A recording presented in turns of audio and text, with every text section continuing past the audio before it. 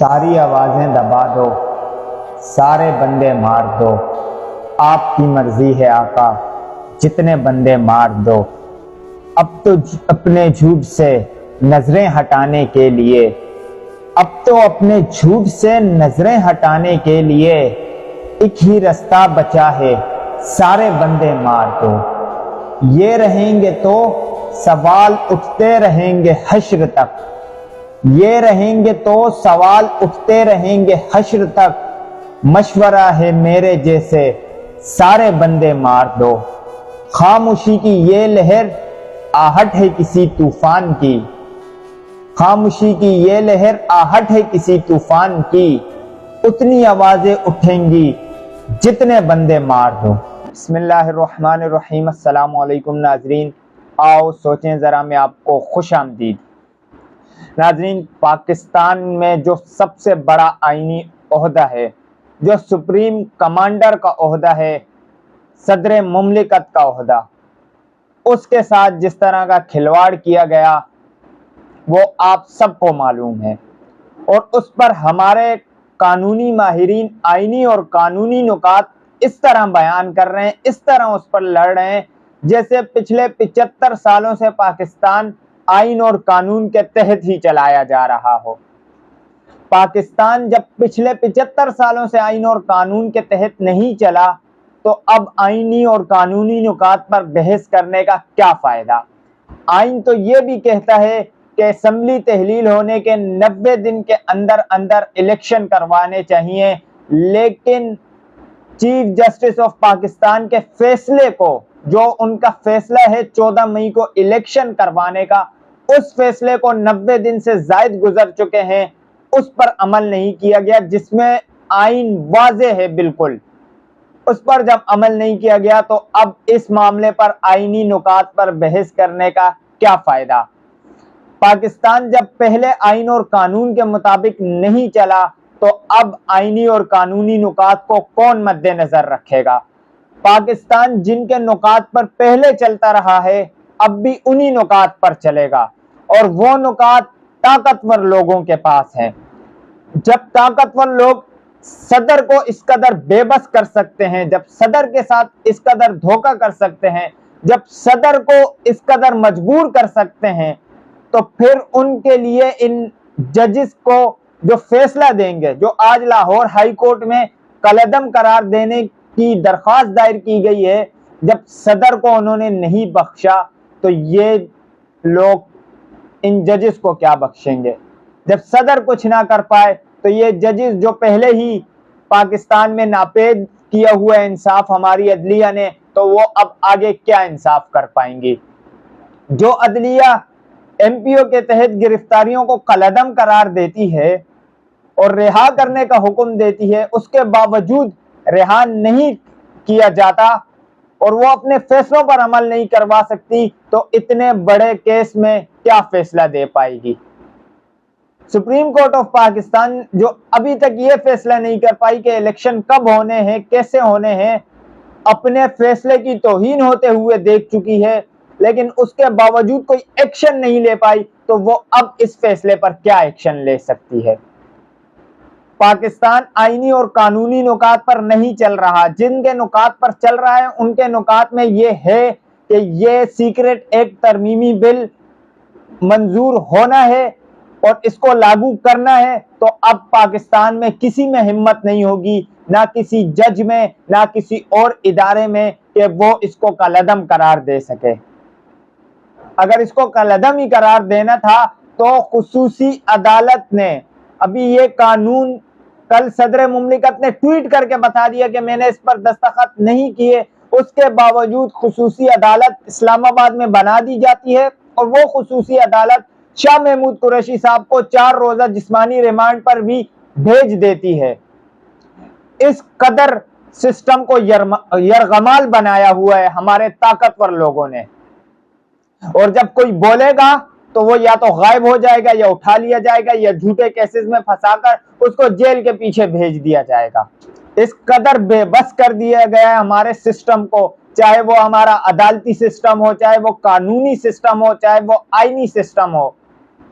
ایک یرغمال بنایا گیا ہے۔ پاکستان جائے بھاڑ میں، اس کی عزت توقیر جائے بھاڑ میں۔ جب یہ عالمی میڈیا پر جب یہ خبر بنی ہے تو پاکستان کی کیا عزت رہ گئی ہوگی، عالمی دنیا میں پاکستان کی کیا امیج باقی رہ گئی ہوگی کہ یہاں کا صدر ایک چیز پر دستخط نہیں کرتا لیکن اس کے دستخط نہ کرنے کے باوجود بھی اس کو قانون کا حصہ بنا دیا جاتا ہے۔ لیکن جو طاقتور لوگوں کی انا ہے اس کے آگے نہ پاکستان کی امیج کی ان کو فکر ہے، نہ پاکستان کی عزت کی فکر ہے۔ ان کو صرف اپنی انا کو تسکین دینی ہے، کیونکہ عمران خان صاحب پر اب تک ایسا کوئی کیس نہیں بنا پائے جس میں ان کو کوئی بڑی سزا مل سکے۔ یہ جو توشہ خانہ کا کیس بنایا گیا ہے، یہ تو جج صاحب ٹھیک ہو کے نہیں دے رہے، بیماری ان کی، اللہ ان کو صحت عطا فرمائے، وہ ٹھیک ہو کے نہیں دے رہے، ورنہ 2 سے 3 سنوائی میں یہ کیس اڑ جائے گا۔ اور یہ سب جانتے ہیں کہ اس کیس کا کوئی مستقبل نہیں ہے، وہ باعزت طور پہ بری ہو جائیں گے اور نااہلی ختم ہو جائے گی۔ اسی لیے یہ سیکریٹ ایکٹ کا قانون نافذ کروایا گیا ہے تاکہ اس کیس میں ان کو پھنسایا جا سکے، سائفر والے معاملے پر جس میں اسد عمر اور شاہ محمود قریشی صاحب کو گرفتار کیا گیا ہے، اور نامزد اور جو ایف آئی آر ہے اس میں چیئرمین تحریک انصاف عمران خان صاحب کو بھی نامزد کیا گیا ہے۔ ان کی پوری کوشش ہے کہ کسی طرح سائفر کے کیس میں عمران خان صاحب کو پھنسایا جائے اور کوئی بڑی سزا اور کوئی لمبی سزا اور جو دیر پا چلے اس طرح کی سزا ان کو سنائی جائے۔ لیکن عمران خان صاحب کا یقین وَتُعِزُّ مَن تَشَاءُ وَتُذِلُّ مَن تَشَاءُ، جب ان کا یہ یقین ہے اور ان کا یقین کامل ہے لا الہ الا اللہ پر، تو یہ آپ جتنے قانون پاس کروا دیں، جتنے کالے قوانین لے آئیں، آپ ان کا بال بھی بیکا نہیں کر سکتے، آپ ان کا کچھ نہیں بگاڑ پائیں گے اگر اللہ ان کے ساتھ ہے۔ تو آپ جتنے چاہے قانون لے آئیں، اپنی انا کو تسکین پہنچا دیں۔